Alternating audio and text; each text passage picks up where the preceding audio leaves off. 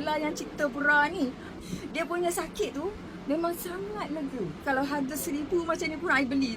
Kita tahu bila kita dah selepas pasca COVID ni, sama ada infection ataupun lepas vaccination, antara aduan yang diterima banyak juga adalah rasa breast dia tak selesa.